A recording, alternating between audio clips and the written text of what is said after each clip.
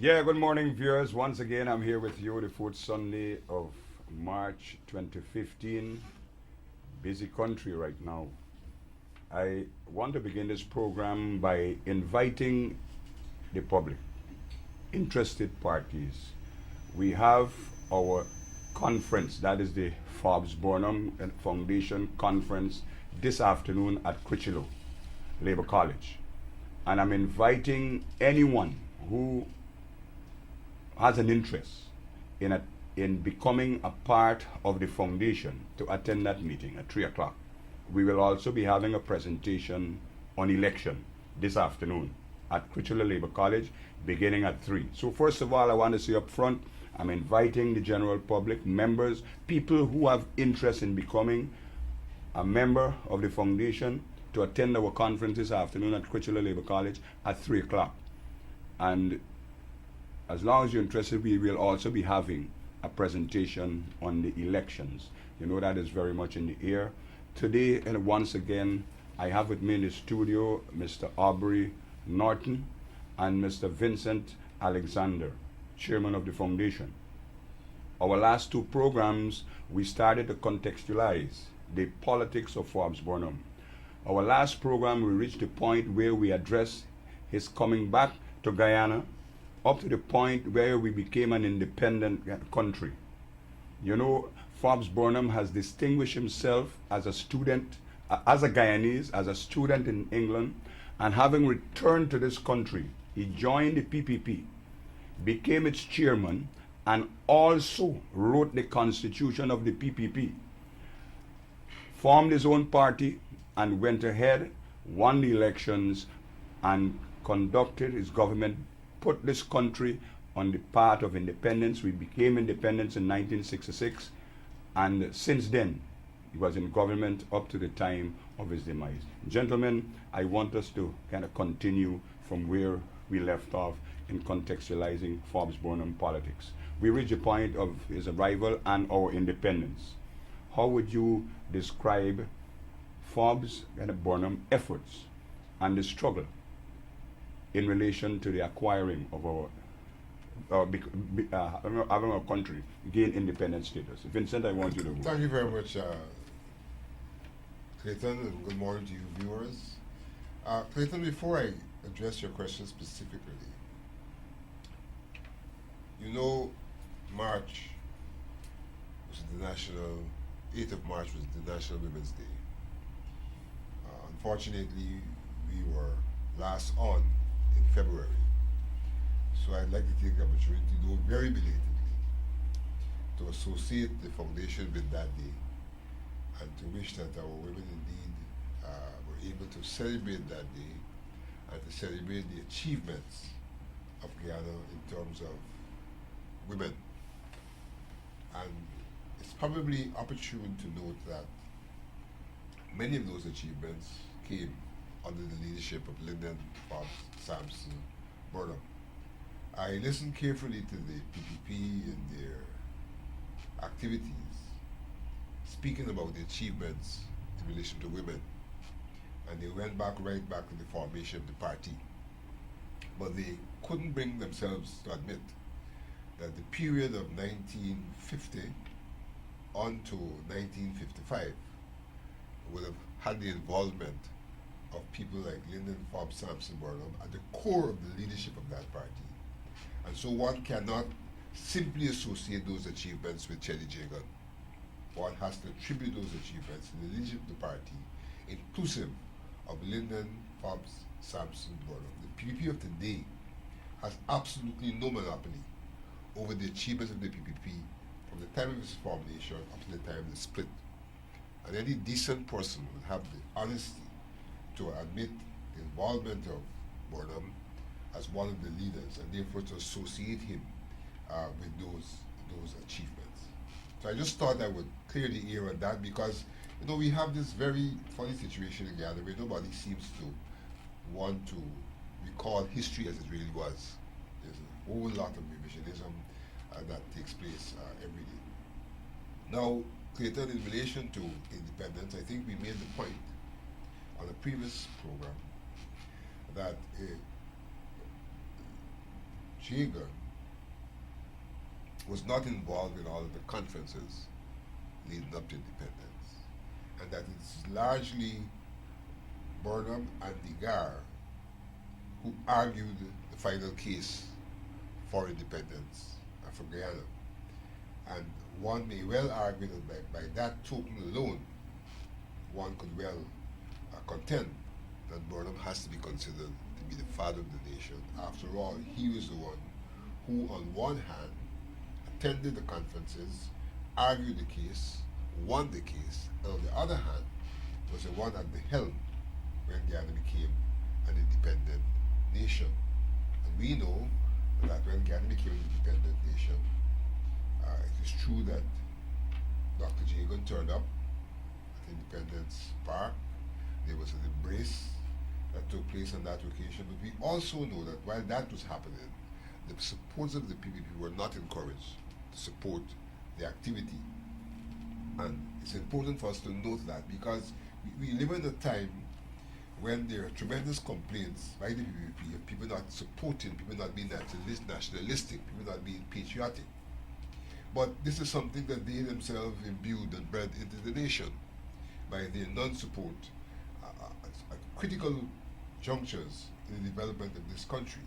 And independence was one such time when, though symbolically Dr. Jagan was there, to his credit, we know that on the ground, his supporters were not encouraged to come out to the mass activities to celebrate the independence of Guyana. So it was Burnham, largely, who took Guyana to independence on his shoulders, along with his party, the People's National Congress, with collaboration from the United Force at that time. I think we emphasized the point, which needs to be re-emphasized over and over, that in the struggle for independence, Burnham recognized that one could not successfully struggle for independence if one were to at the same time be engaged in a struggle for the creation of a socialist state. There's a contradiction between being a colony and trying to build socialism, and at the same time trying to get independence to build that socialism. So Burnham very strategically placed the whole question of the ideology on the back burner and placed the question of nation building. Independence is a precursor to nation building on the front burner, and it was successful in that regard because we were able to attain independence in 1966, Burnham having strategically strategized what was the way forward. And notwithstanding the commitment that Jagan might have had to nationhood and to independence, he certainly did not have the astuteness that was required to negotiate those turbulent waters of colonization to get to independence. And Burnham has to be recognized, and one has to nail the distortions which suggest, well, this was, opportunism and unprincipled behavior. This was, in fact, very strategic behavior, which is always required of politicians if they are to negotiate turbulent waters in pursuit of a particular objective. Yes, viewers, we will be opening the lines at a later stage in this program. Aubrey, independence. We were a colony under the British. We became independent. There were other variables, other issues that needed to be considered. There were other issues that need to be addressed in terms of our nationality and so on. How did Burnham address those matters? Well, first of all, I think you need to go back a little. One has to understand Guyana and the international context in which it emerged.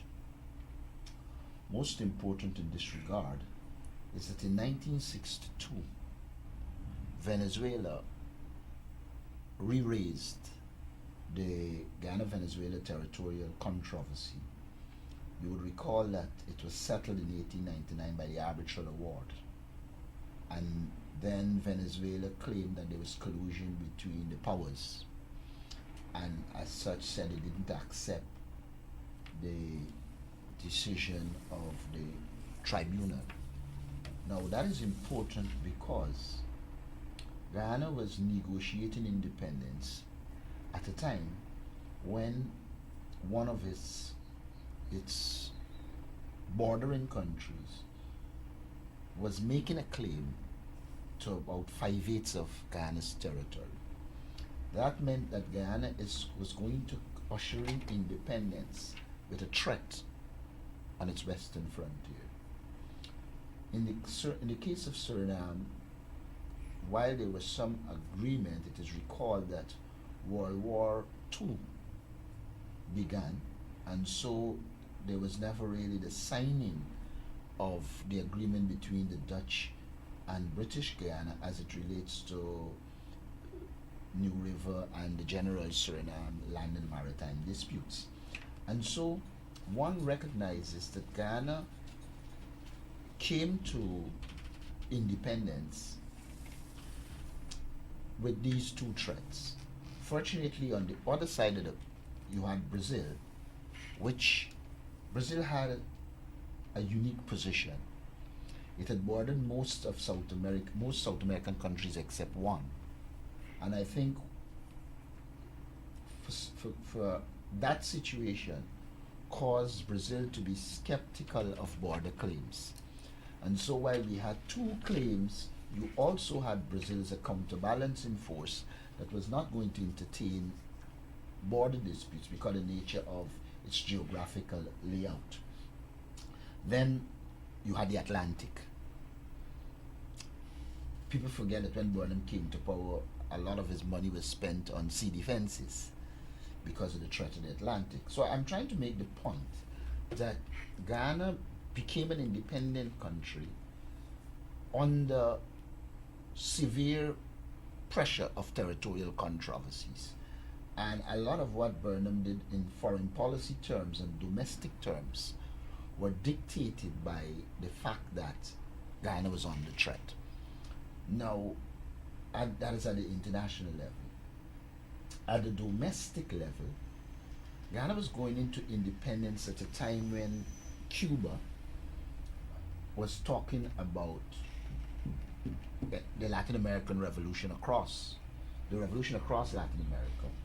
Unfortunately for Guyana, Dr. Jagan had supported the idea of a continental revolution and was in contact with Movimiento Izquierda Revolucionario, which is MIR, M-I-R, left-wing revolutionary movement of Venezuela, which at the time was also involved in violent struggle in Venezuela. So what in essence happened is that you had the territorial threat, and at the domestic level you had the sabotages, the violence, etc. It is in that context Burnham negotiated independence. Remember as well that in 63-64, Guyana had internal domestic problems that resulted in a virtual civil war. When Burnham, I think, puts it nicely when he said we restored calm to Guyana, because when Burnham came to power in 64 with the United Force, Guyana was threatened both externally and internally. And I believe that has to be taken into consideration when we talk about independence.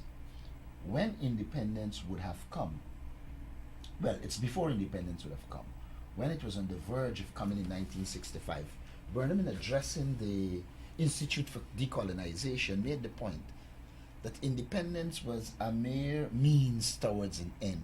The real end was the economic independence and development of Guyana. And I believe from the time we became independent, Burnham started to strategically and in policy context to begin the work to make Guyana an independent country, not only politically but economically.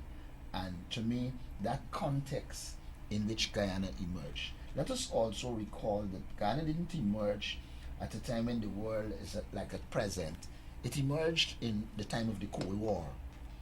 For those who don't know, the Cold War after the emergence of the socialist or communist bloc in 1970, and then particularly after World War II, when Truman adumbrated what was called the Truman Doctrine to contain communism and to destroy it, the world became divided into East and West.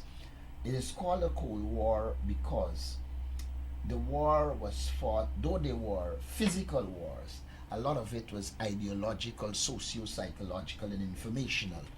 And so the two sides war. And as they war, countries became proxies to the war. You either were on the side of the East or on the side of the West. Emerging in the world at the time was Yugoslavia, India, Indonesia, a number of countries at the time that wanted a non-aligned position, meaning you will be pawns of, to use Burnham words, you will be pawns of neither East nor West. You will be pawns of neither East nor West. And so what in essence happened is Burnham opted for a position which says essentially that Guyana will be a pawn of neither East nor West. And Burnham took the position that Guyana will be non-aligned. Non-alignment in itself meant you would have had problems with both sides because you were making decisions based on what you think. Based on what you think is the correct and appropriate decision to make. So one has to recognize that this context in which Guyana emerged.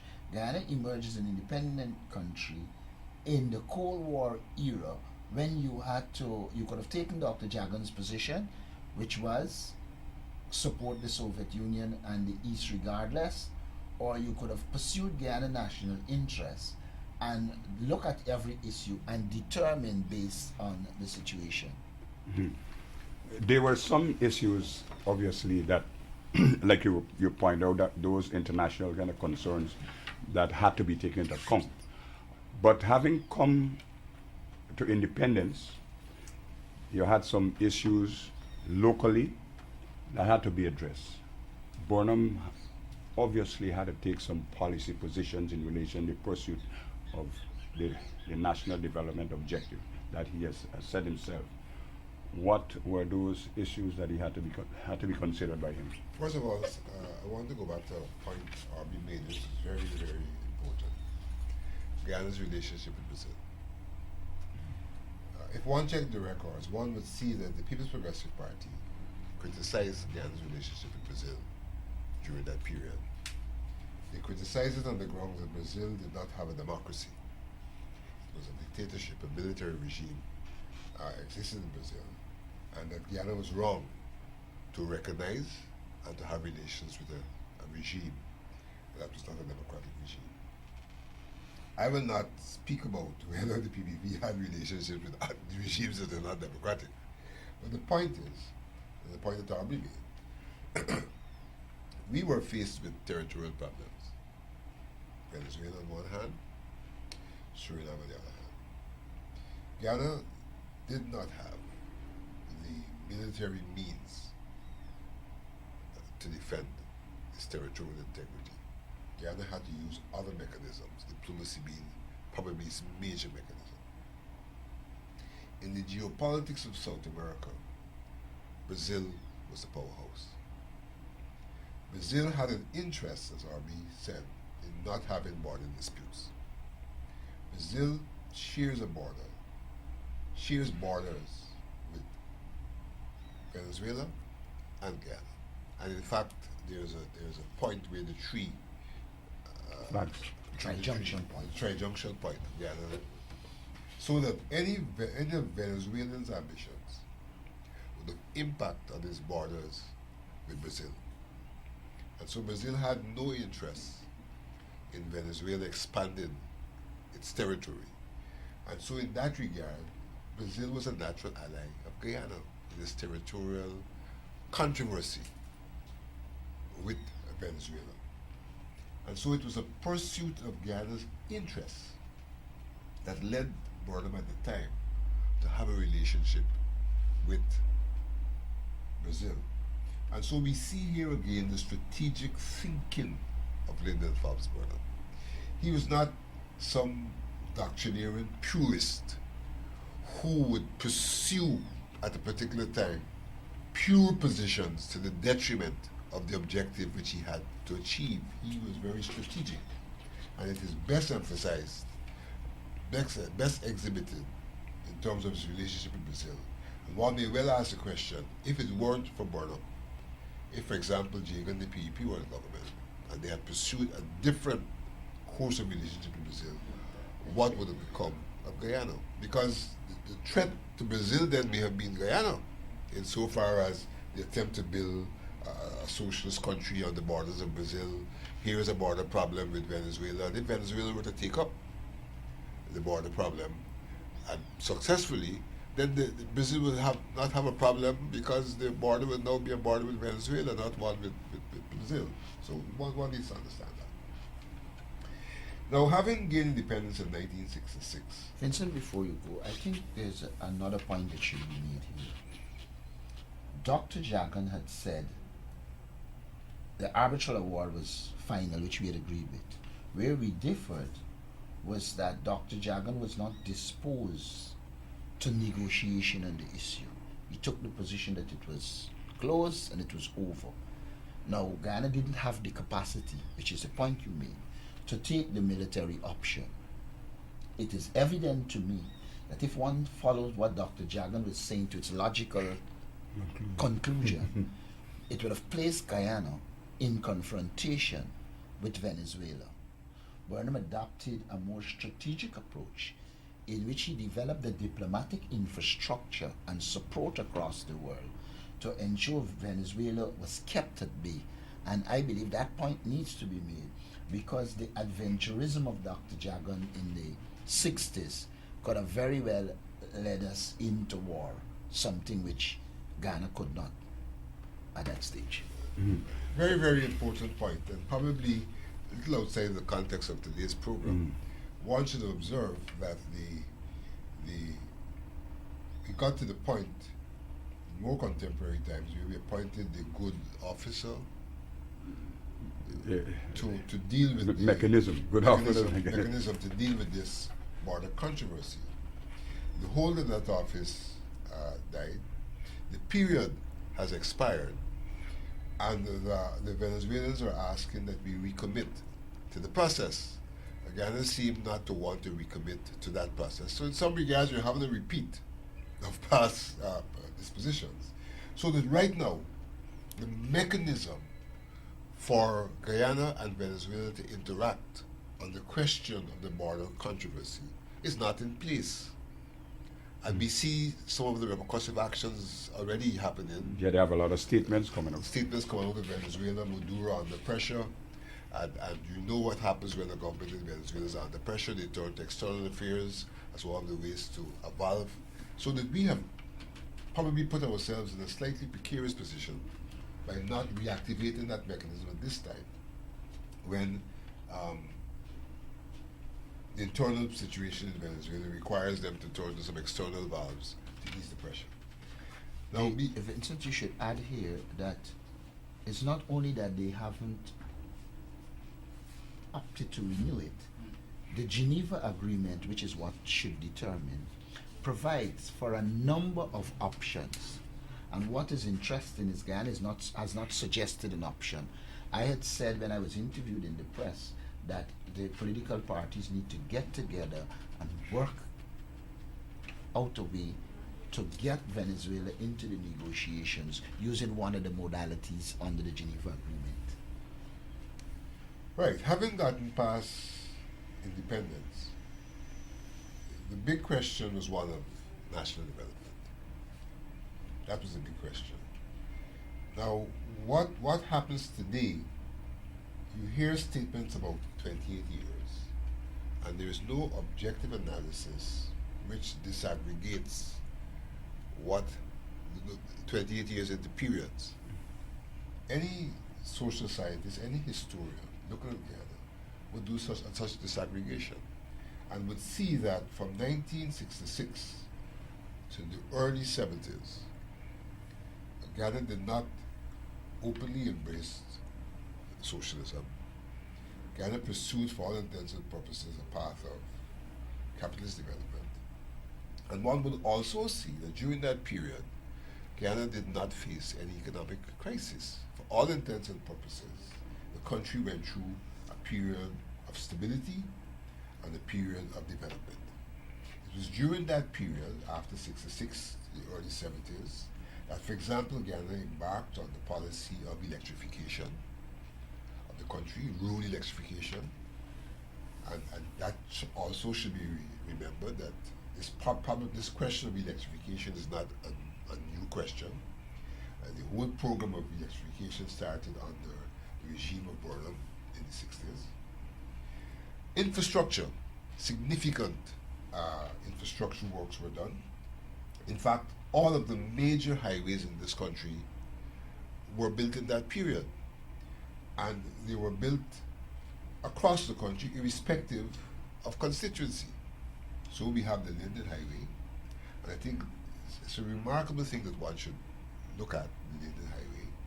That was construction was concluded in 1968. 68. That gives us some 47 years since that road was built. And when one looks at that road, in comparison, the 47 years of that road, it now requires significant repairs, which is, attention has not been paid to it.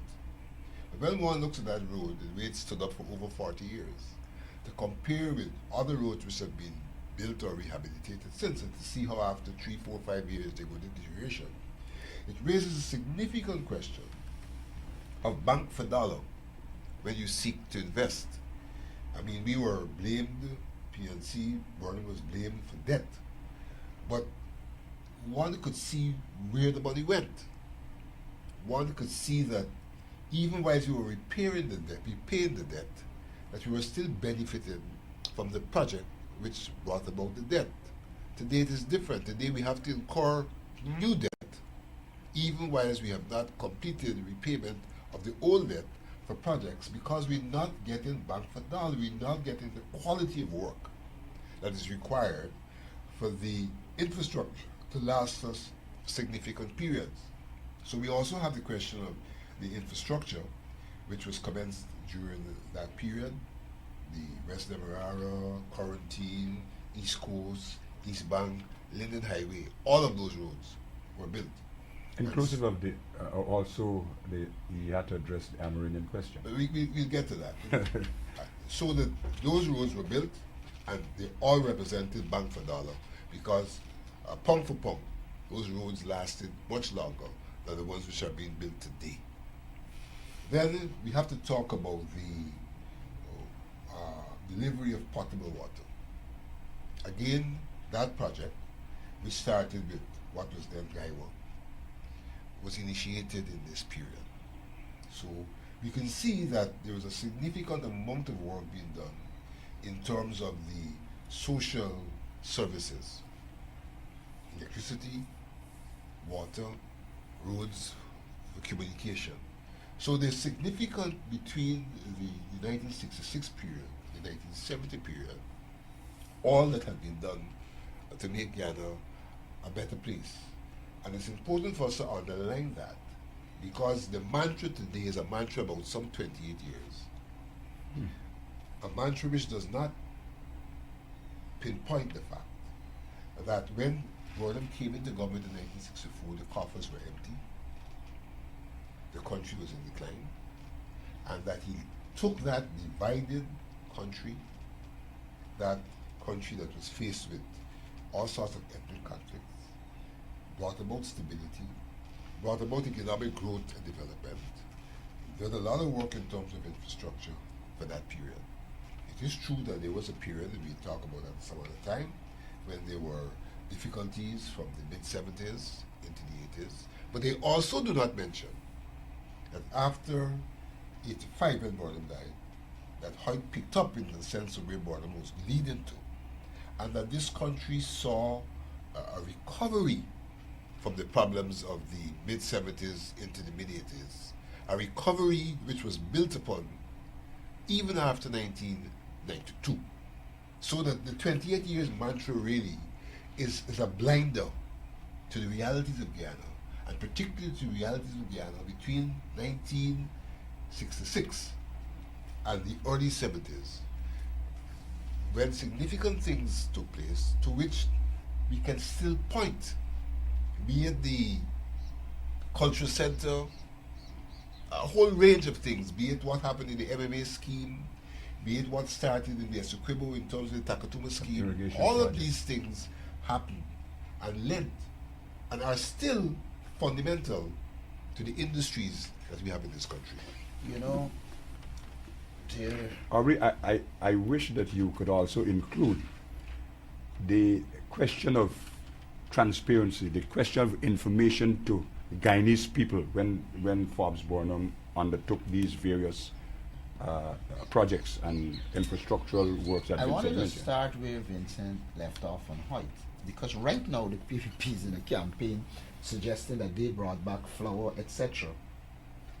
The truth of the matter is, when the PPP came to power in 1992, all the food stuff were in Guyana and people had access to it. The reforms between 85, more precisely 86 to about 89, had transformed Guyana. And so when they are talking this nonsense, but let me go back to where Vincent dealt with the debt. A lot of times when the PPP talking about the debt, they do not mention that Burnham inherited the debt that the PPP left. There are 2 points about the debt that should be noted. One is that Burnham inherited a debt from the PPP. It's not that Burnham took a debt-free country. And the second point that needed to be noted, this $2 billion that they talk about in debt is not money that Burnham actually got from overseas. A lot of it was interest because Guyana could not afford to pay. But because they are they just politically propagandize, they don't make that point. But let us go to some of the substantive things. I think one of the most substantial things was Burnham did that is never given the credit is the national insurance scheme. Forbes Burnham single-handedly provided Guyanese with a social security scheme which they could rely on for medical and other services, and also rely on when they retire.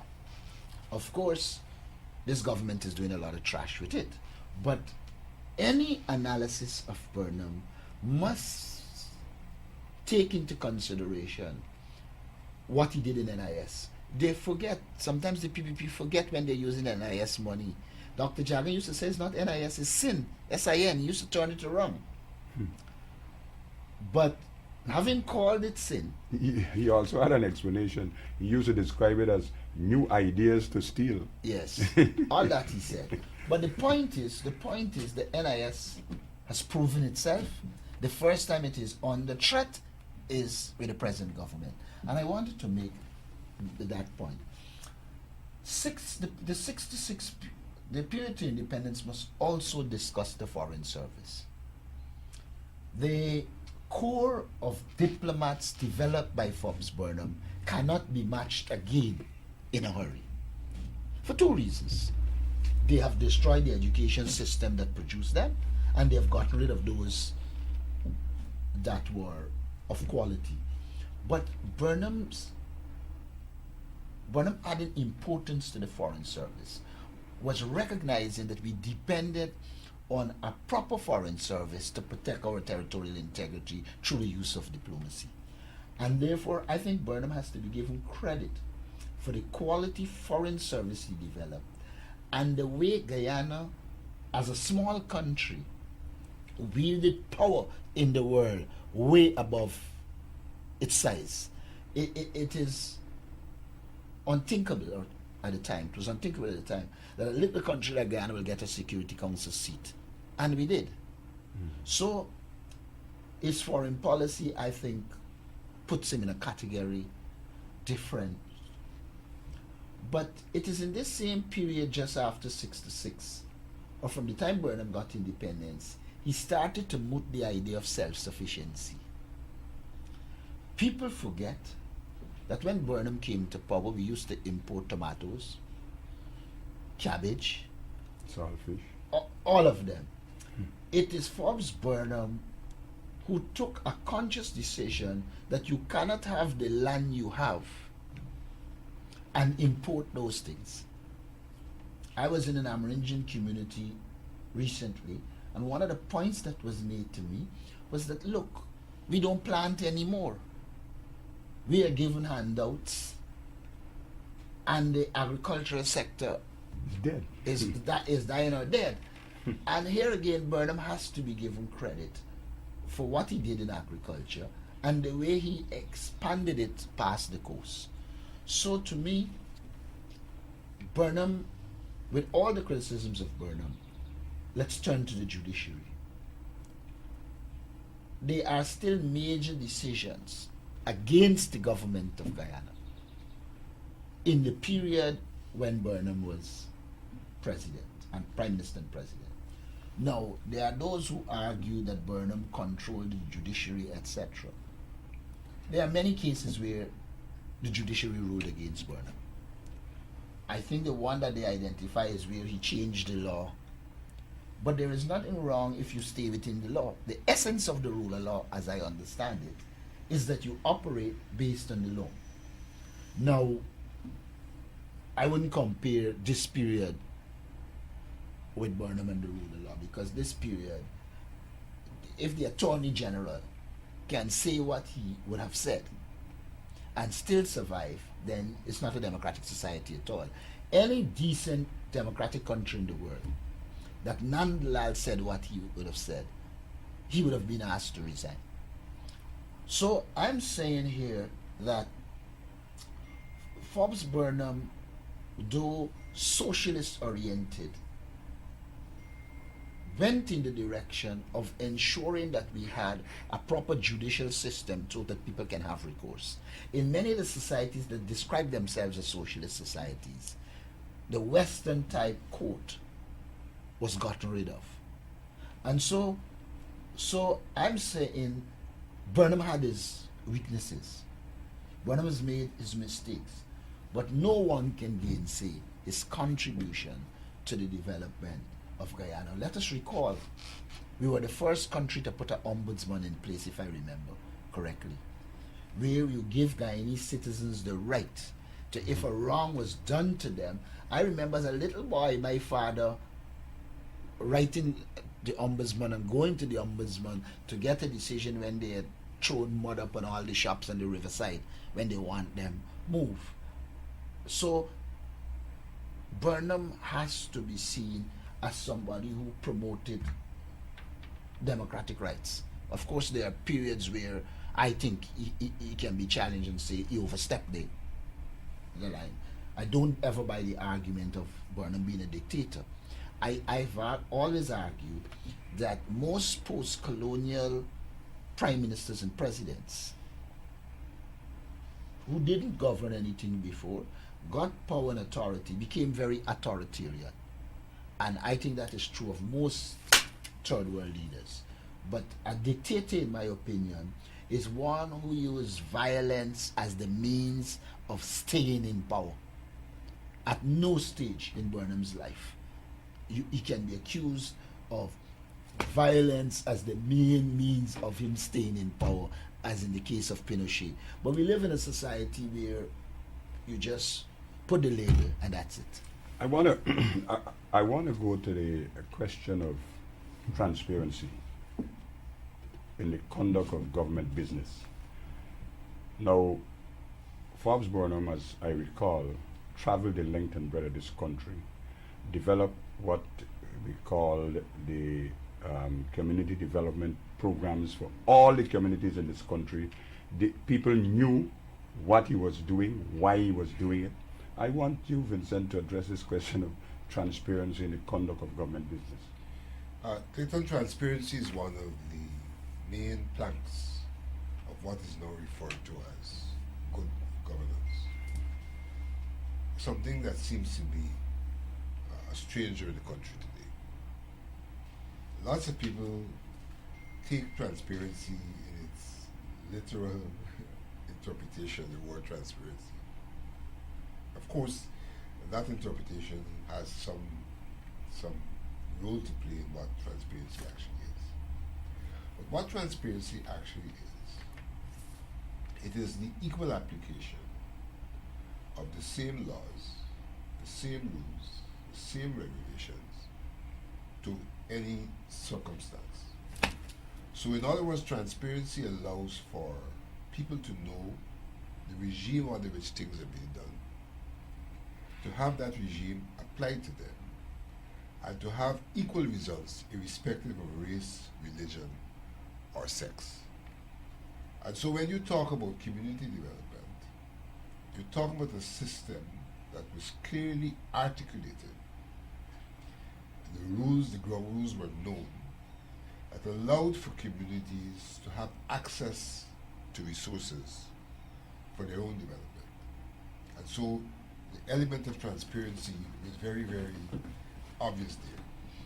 But community development also embraced another element of good governance, and that is inclusion, including the people, both in decision making and in the execution of decisions.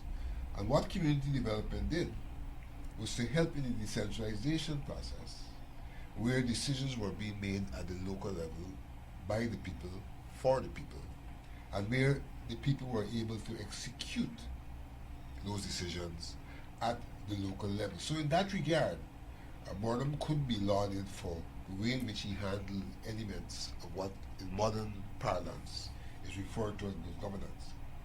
I always remember the case of the school in Lenora. Lenora was known to be a very strong PPP constituency. And I think the school was destroyed. And after Burnham came to power, people challenged his ability to go to Lenora. Burnham not only went to Lenora, but he was able to mobilize across ethnicity to have that community reconstruct that school. This was not in the Afro-Guyanese community, it was essentially in those Guyanese community. But because of the, as I said, the application of the same policies, the same norms, the same rules across the board, and in this instance, in the program of community development, Burnham was able to go to Lenora, he was able to mobilize the people of Lenora, he was able to rebuild the school.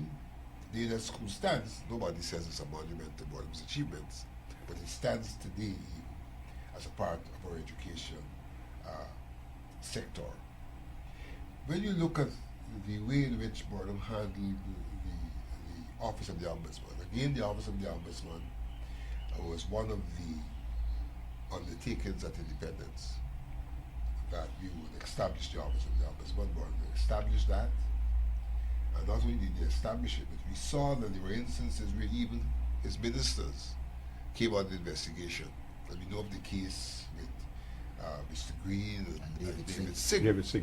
When the Ombudsman was called in at the request of EUC Quayana, did the investigation, gave his findings, and action was taken based on his findings.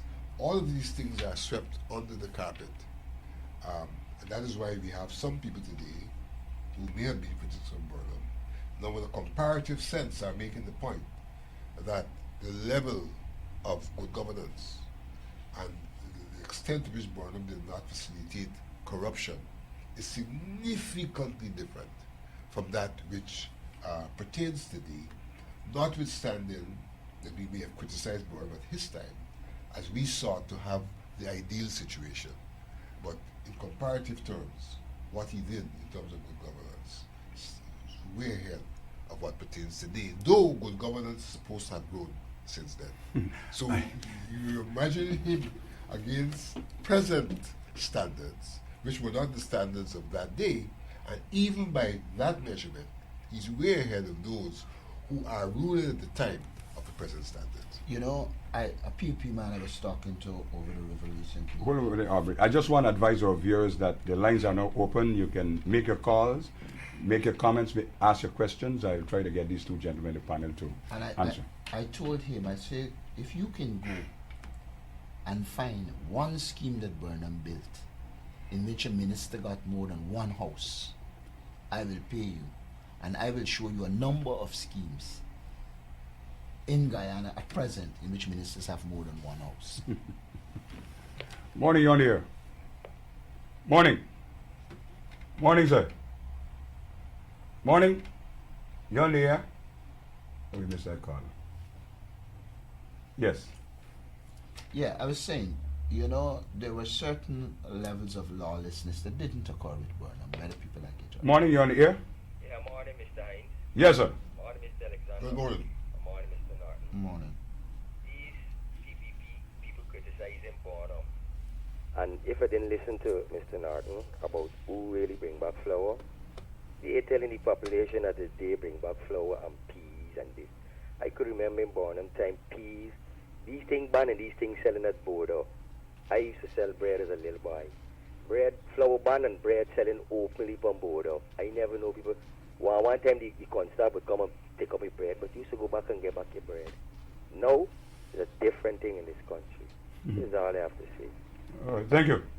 Yeah, I thought I need to make that point because the PVP is creating the impression as if they brought flour back to Guyana. In fact, even before Burnham's death, there were discussions in the cabinet as to this question. And when Desmond Hoyt, after Burnham's death, took over, Desmond Hoyt renegotiated PL4 rate and the flour started to come. I don't want to get into why it went because people just put it on as a ban. Morning, you're on the air. Good morning to you and your panelists. Yeah, morning, sir. Now, some of the issues that the two gentlemen have been discussing, right, is not new to me. I know those things, and I have parents who work close in Burnham administration, so I know a lot of history. I know a lot of things that what concerns me. What concerns me is that as you go through since in the 90s to now, the PP they're one song. Yes, sorry. Because I'm not mad at what the people do. I know what they say public campaign. Why is all the people that came on the board, the PNC people, the people that are in government, is the total silence on Burnham's legacy. This is all I have to say. All right, thank you for calling.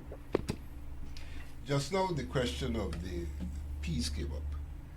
And there are two aspects to that at Burnham. One, Burnham was advocating self-sufficiency, and his agricultural policies sought to emphasize the growth of legumes in this country.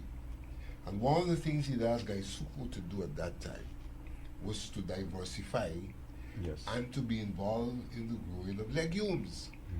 We are still faced with the problem of Guy Suko today, when in fact Burnham proffered approaches to diversification of Guy Suko since in the early 70s. Morning, you're on the air. Hi. Morning, Good morning to you gentlemen there.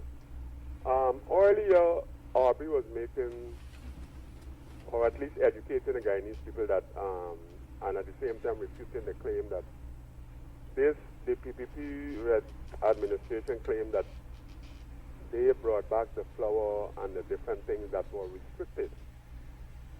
You know, I think at the same time, why didn't they mention that they bring that? But saltfish, whether they banned or they bring it back, you know, because there's silent millionaires amongst them who benefit from that banning. Okay. Saltfish was banned, not restricted. Okay. And they're not making mention of that. All right. The thing is that they're about to bring back Burnham rice flour. So why they don't give them credit for the rice flour now? Yes, I hear they open something on the escrow. Right. I mean, I'm just saying this to bring out that the PPP is so bankrupt. Because if you check it properly, if in incognito, Burnham is running this country. They speak more about Burnham than they speak about Jagan. He died more than, they speak of him and his 28 years. And there is a lot of years to be speaking about somebody. That is Jesus or something. The other thing is, if you are to take note, is Burnham constitution running this country? Is Burnham by local, they bring back and run in this country?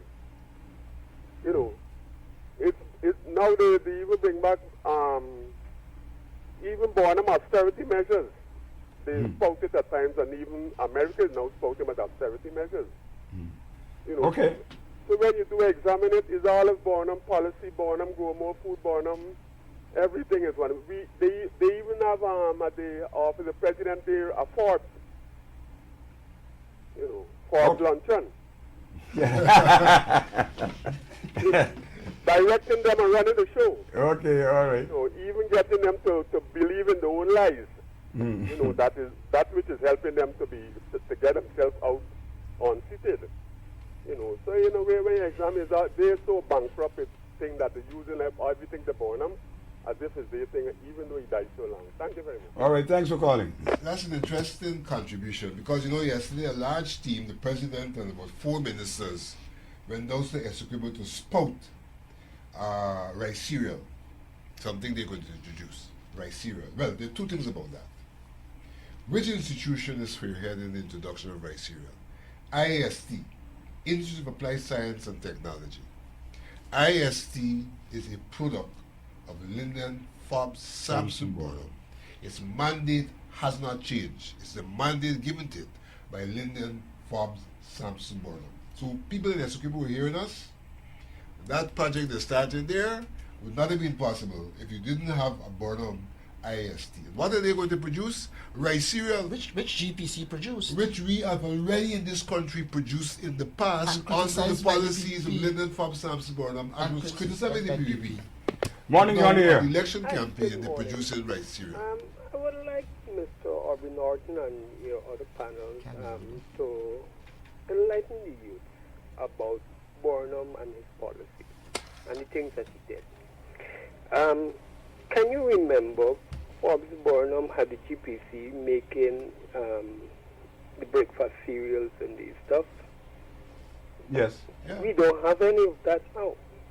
Can you remember Burnham having a canning factory doing the pineapple chunks and these stuff? That's right. We don't have that now. Can you remember Forbes Burnham had the GRL making fridge? Yes. We don't have that now. Can you remember we used it to make vehicle, the Tapir? That's right. We don't have that now. Do we still have some in the We still have quarantine, some in the but from quarantine. Burnham's time? Can you remember the ham and bacon factory? Oh, yes. We don't have that now. What are we manufacturing? Can you remember we used to make plant black eye, cotton, and these things? We don't have that now. Just enlighten you youth to me, please. Well, you need to ask the question, are we going forward or backward? Another thing people forget? Thank you, sir. When I All was right. going to Cuban study, we worked with instant dal. It was made by GPC. You just took hot water and threw on it, and you got dal. But people forget those products. Well, you still have GPC today making a lot of money from sole sourcing of things, but Medical supplies. no recognition is given to the fact that GPC too came out of the old Bookers, one of the projects where Burnham nationalized, and we had a budding industry there, GPC, a variety of products. The caller just mentioned a lot of them. A lot of us seem to forget about these products. But these things are not a part of the 28 years that the PVP talk about, as if Burnham did absolutely nothing. But it is clear, IAST and others, that Burnham has set the institutional framework for taking this country forward, that much of that framework was established during the period 1966 to the early 70s. Morning, you're on the air. Yes, good morning. Morning, sir. I want the discussion. Watch your volume, watch your volume. Yeah. I want the discussion about why the things were banned. And I'll tell you why I want that discussion. Because a lot of people are ignorant to the fact that coming out of a colonial system, we did not have the strength of the economy to be able to have those foods sold and sponsored by government in the country. And to offset those costs, we decided to plant and grow our own stuff And restrict those products. to ease our economy. And this is a discussion we need to have. Because we had a national oil crisis, we had all these problems going on, not forgetting the fact that there was a movement with President Reagan to cripple those economies that were not capitalists. And so there were lots of forces against Burnham. We must not forget the fact, too, that the PPP were undermining the economy. By the burning of the cane fields and all these things, we need to have these discussions. And I want to speak directly to Mr. Norton there. Let him not be afraid to say the facts. Okay. Because the PPP is not afraid. They are saying what they have to say. Let us not be afraid to say the facts. Okay. There were lots of I was forces wondering why you gained the against impression I'm Burnham economy that caused it. Look, you could remember the use of coconut oil when they sent their goons, the capitalist system, to say that you're going to get saturated fat and die, which was nonsense. Now coconut is a big thing in America. Everything is coconut based.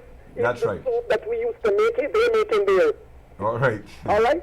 So I'm saying, let's remember these things and have it in our history, constantly reminding our people, because a lot of people do not know these facts. All right. And the present picture that he's trying to paint is that Burnham had smooth sailings, but he ran the economy into the ground because he didn't have vision. Burnham was way ahead of his time. Burnham saw the global warming since then. That is why he wanted to move the capital from Georgetown to Matthews Ridge, where there was better opportunities for planting and all of that. We need to have these facts out. All right. I see our time is fast moving. Not hold back. Say the facts. Say the facts. Okay. I hope that you will join us in this noble venture to make sure that the people know about this great man. I want to invite the members of the public once again to our conference this afternoon at Critchlow Labour College at 3 o'clock. Those persons out there who would like to become a part of the foundation, you can attend that conference this afternoon, where you will also be a party to a presentation on the elections. All right, good. Okay. I think the important point coming through here is the manufacturing sector and its demise. And that during the Burnham period, we had a manufacturing sector with tremendous potential. We had local ketchup. Right? We had the match factory. We used to produce soap, whether it was Zex or OK. There are a number of areas in which peanut butter, canned juice, there are a number of areas in which industry was taken off. Those things are all now dead. There are attempts in some areas to resuscitate them, but there's no recognition of the fact that under the leadership of Burnham, a lot of these things were started, and if given a chance, Guyana would have been different today. That's right. For the want of those policies. Morning, you're on the air, sir. Good morning, sir. Morning. This is our last call because I see my time and your panel for what you do. And I would like to enlighten this nation about Forbes Burnham. We had things like textile mill in this country. We had glass factory. We had soap factory. And all these kind of things. We had clear brick factory. All of these things the PPP destroy and get rid of. And they're talking about creating jobs. How are you creating jobs when you don't have place for people work? The cane field, where we used to plant cane, they're taking it and put house lot. So how are you going to get a sugar for make this? How are you going to get a cane to make this sugar? Huh? When you're destroying the cane field, they put in house lot. This country here, so we got so many house lots, so many empty places, so many empty land before they put people more than in the interior place or put the land. You understand me? Okay, all right. All right, I want to say to our viewers, I want to thank you for your call, those of you who have called in to this program. I want to thank you for being with me, allowing me your living rooms, your kitchen, and for some people in their bedroom, that you have been able to allow us. This is our third program on contextualizing the politics of Forbes Burnham. We're hoping to bring you another program on the 4th Sunday in April, when once again the foundation bring you another program, the State of the Nation. I want to give these two gentlemen an opportunity to say, make their last kind of comments before we take our leave. Aubrey. Well, all I would say is that Burnham, like any human being, has made his mistakes, but his contribution to Guyana, to the politics and development of Guyana, is unparalleled by any other person in this country. I think it's significant for us to know that the period we discussed today, which was the period from independence to the early 70s, is a period, in fact, when Burnham laid the foundation for this country to go forward. When he created institutions, he laid the foundation in the industry to take the country forward. And the monument that he left, the greatest of the monuments, has to be the National Insurance Scheme. Whether you're his critic, whether you're his lover, his greatest legacy today that every Guyanese can benefit from, those who criticize it, those who sabotage it, the National Insurance Scheme is the only place some of our elders can go to get that little change that makes a difference in their lives. The legacy of Lyndon Forbes Sampson Burnham. Okay, I want to thank our viewers once again, and I want to say, come the fourth Sunday in April, we bring to you another program, The State of the Nation. Thank you.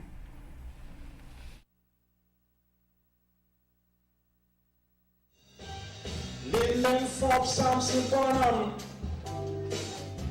well known as the master politician, and was an outstanding statesman.